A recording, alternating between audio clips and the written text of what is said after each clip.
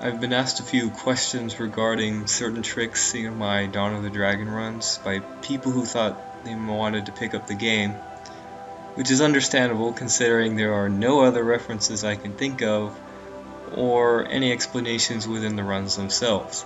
So I'm going to go over general movement tricks and fighting tactics to hopefully answer your questions with a visual reference because text alone can be difficult to understand.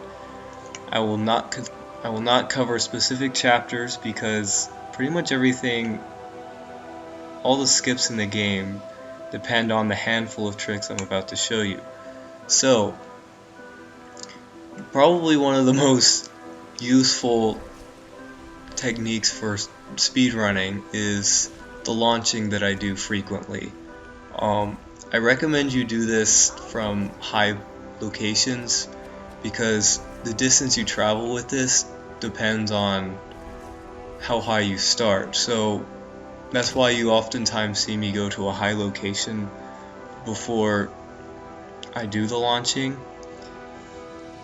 So the way you do it is you start flying in the air and then you press the strong attack button, and you'll notice that they do like the somersaults or whatever.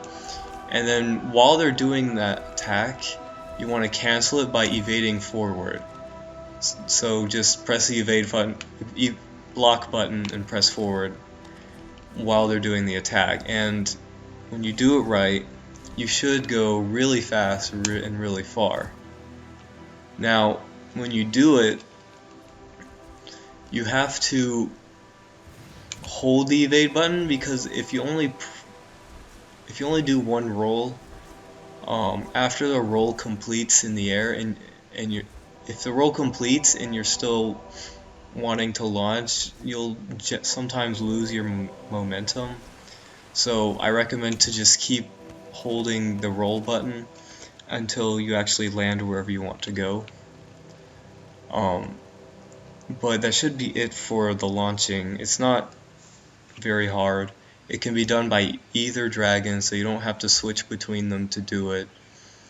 And yeah, it's very helpful. So next, Cinder has a unique property to be able to ascend to an infinite height by spamming her light attacks in the air. So to do this, you can't be flying. So like if you're flying in the air like this, you're gonna do the wrong attacks and it won't work. So what you have to do is you have to do it while you're in your falling animation or out of a jump like this instead of flying. So all you do is just jump in the air and just mash the light attack button until Cinder does that backflip. And once she does, stop attacking for a moment until she completes the flip, and then start mashing it again.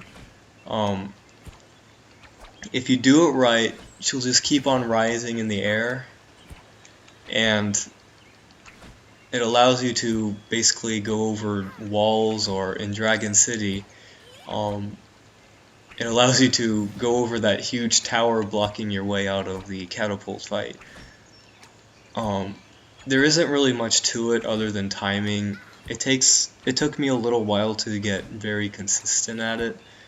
The reason why I avoid the last attack, the one where she spins around and moves forward, is sometimes when you do the attack and then try to resume attacking to repeat the cycle, she can drop down a little bit, and it loses the height she gains by doing that last attack. Also, it's kind of slow, so I just don't do it. What it is useful for, though, is covering horizontal distance, because doing just the backflip isn't gonna get you anywhere except up. So when you want to go over whatever obstacle you're trying to ascend over, you start using the last attack of the string. So again, it's just timing, and explore it. You can go over whatever you want with it, basically. If you have an obstacle in your way that you can't get over, Cinder's the one that can do the job for you. Another property that Cinder has is the Shadow Strike glitch. So if you open the Shadow Strike ability, this one, where she turns into this black cloud and then comes out from underneath enemies and attacks, as long as she's in like the cloud like this, load zones don't trigger for some reason. So what you can do is use it to go through a load zone without having it trigger, and then get to the other side of it, and whatever the trigger was you're skipping won't happen. So again, I use it in Dragon City to, for example, prevent the catapult from loading, or that fight where you have to defend the catapult, so I don't have to worry about its health level when I'm ascending the tower. Because if you just go, because you can technically skip that fight while it's going on, but the catapult will still be attacked by enemies. So, and once it runs out of health, you lose. You basically die. So the purpose of the Shadow Strike glitch when I go up the stairs is to prevent that sequence from occurring, and fortunately the rest of the level still goes normally once you skip that fight completely. Another application is in Burned Lands at the end. There's a normally unskippable fight with two big trolls that have lots of health at the end of the chapter. So you'll notice I go around the side of it, and then when I'm about to enter the trigger area, I use the Shadow Strike glitch. There isn't anything complicated, it's exactly what it looks like. You just gotta make sure you have enough mana to actually get to the other side without running out too quickly. That's why Cinder has to have at least 4 green crystals before Dragon City, because if you don't upgrade her mana at least once, she's not going to have enough to get through that trigger on the stairs. A less commonly used trick that I use because of its, I don't know, when Cinder does his ground pounds, sometimes she bounces in the air, and when you bounce, you can actually go much higher than you would by just jumping or even flying. Like, it goes pretty high. And that's useful for going over relatively high walls without being forced to use the melee attacks. Or when you do have to use the melee attacks, a lot of times you can use it as a starter to get to a good height before you actually have to start attacking, so you can do the cycle less times. For whatever reason, the bounce only occurs in very, very specific places. Like, if I just do it out here in the grass or something, it's not gonna work. It took me a while, but I think I found a spot right here against this building. All you do is just do a ground pound and in the right place, and she'll bounce up really high like that. And you saw that's a pretty considerable height. Places I do it are like in the catacombs to reach a vine. I do it in Burned Lands. And I do it in this chapter too, to get to the ape skeleton fight without being forced to do all the vine climbing and stuff in the river. But yeah, again, that's also a very simple trick. It's just a simple ground pound. It only depends on where you do it. So just look at my runs for where I do it, and you can do it there. There's no chance of you messing it up if you do it in those places, basically. And so that's it for like the major glitchy stuff. So for just general movement, when you're not launching through the air like this, I recommend the fastest method of travel is flying, and by mashing A so that you do the barrel roll or whatever and get the speed boost. Alternatively, on the ground, you can keep rolling like this, and that's what I do when I have the weights and stuff, because you can't really fly with those. Rolling is roughly as fast as flying without boosting, but flying with boosting like this is still the fastest way you can travel besides launching. Also, when I fly, sometimes it can be a bit awkward to land.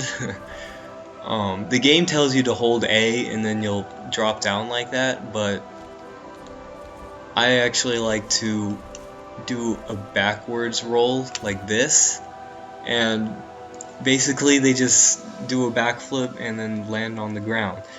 If you do it while you're flying, it doesn't send you backwards or anything, so you're not going to lose time, and it's a very easy way to land. It's just a small little trick detail to help you out with landing, because I always thought it was really awkward until I figured that out. And for vines and stuff, obviously the best way is to just keep jumping instead of climbing around and stuff. So whenever possible, don't strafe on the vines, keep jumping on them because it's a lot faster. So that's it for movement. I guess now I'm going to cover fighting. Now, the dragon with whom you fight really depends on preference. I've seen a few people use Cinder. In fact, I'm the only one I can think of that uses Spyro for fighting, but I like Spyro for multiple reasons. The big reason is his ice element. The snowstorm attack, the secondary attack, is completely overpowered, and you'll see why in a minute. But another reason why I like Spyro is his melee attacks are in general a lot faster than Cinder's, because Cinder's attacks are really slow and are like multi-hit or whatever, and I don't know, for me she's just awkward to fight with, so I like Spyro. He has simple attacks, and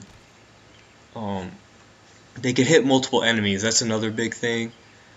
Spyro's strong attacks, namely the second one where he spins around, is very useful in groups of enemies, like at the beginning of the game.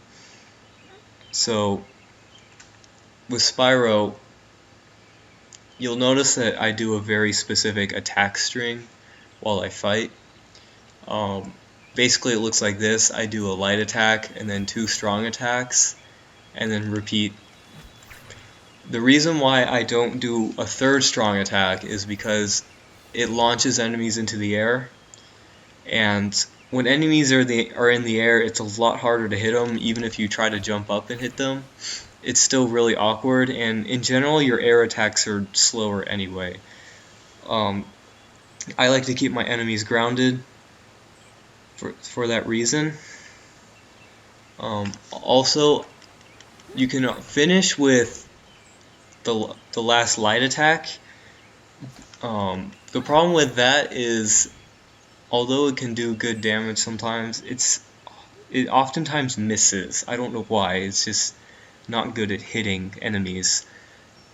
So I just don't bother with it, and I just use the same 3 attacks like that.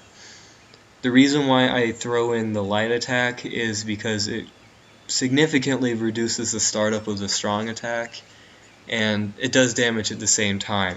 So if you compare, if I just do the strong attack, he kind of has a slow startup where he has to rear back and then scratch him.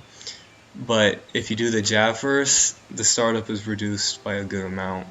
Alternatively, you can do 2 jabs and then the strong attack, but I don't really see the benefit in that. It doesn't really matter, so I just do 1. Once you get the ice element though, it's completely broken in my opinion. It is really good.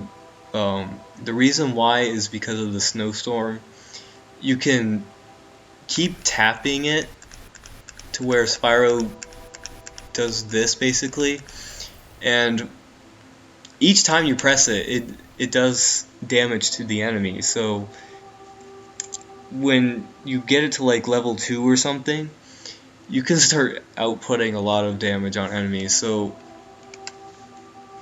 like it's a specific timing. Like if you go too fast, you'll miss a few chances, and the goal is to be as fast as possible with your button presses so that you use as little mana as possible. It doesn't matter how fast you press it in terms of dealing damage to the enemy, because the attack can only hit them so many times. Like if I hold it, it's gonna have a certain rate of hitting the enemies, but you can make that rate faster by just tapping it. And that's what makes it really broken, because you can increase its damage output really you can increase its damage by a lot by doing that, and it's really helpful for groups of enemies too, because it can hit lots of them at once. So when I'm doing the fighting, then what my string basically looks like is the 3 melee attacks, and then I spam ice a few times, and then repeat the melee attacks until the enemy dies. The reason why you can't just keep using the ice is obviously because you're going to run out of mana at some point. So the melee attacks are just there to keep your damage up without being forced to go to a crystal every so often.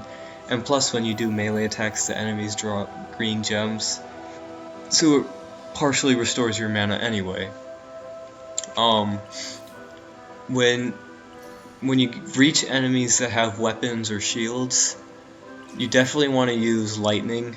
This is also another reason why I like Spyro. His lightning attack can disarm enemies. Can disarm any enemy with a weapon or a shield, basically. The more you upgrade your lightning attack, the faster they're going to be disarmed. So in the later levels, you might have to go to like you might have to upgrade it one time or something in order to disarm enemies in a reasonable amount of time. Usually it just takes a little zap to make them drop their weapons. And I definitely recommend keeping whatever enemy you're fighting disarmed at all times, because then they obviously can't block whatever your attack you're doing and counterattack. So get used to just switching between ice and lightning while you're fighting, because if you notice, I do that quite a lot, and you just gotta pay attention to when the enemy is holding the weapon and blocking your attacks, because you're wasting time if you're just hitting them while they're blocking it. Now, in my any percent run and in my 100% run, the reason why I picked the offensive armor for both dragons is A, your melee attacks are increased in speed by a pretty sizable amount. Like, you can definitely see the difference in attack speed between the first chapter of the game and the end of the second, when I get the armor that speeds up your melee attacks with Spyro. It also gives you, when you complete the set, it gives Cinder poison hit and Spyro the nuclear hit. The nuclear hit's really good because it has a lot of stun. So when you keep hitting enemies with the nuclear hit, they'll flinch and stuff, and they won't be able to fight back against you. Another odd mechanic the game has that it doesn't tell you is that when both of them are wearing the full set of offensive armor, when you're within a certain distance of an enemy, you start absorbing red crystals from them. You can see this in Floating Islands when I'm fighting a bunch of enemies, like you'll see red crystals coming out of their heads into Spyro and Cinder, restoring their health. It's really weird, and I don't know why it's in the game, but it's a very, very helpful mechanic for those long fights at the end of the game where you have a high risk of dying otherwise. So I think that's everything. If you have questions regarding anything I said in the video or anything I forgot to cover, you can ask me in the comments. I might make a follow-up video covering specific chapters if people want that, or even just a commentary over one of my runs if you want that. If you're watching this video, that means you have an interest in picking up this game. I do hope I have more competition, because right now I don't know of anyone who has a time anywhere close to mine.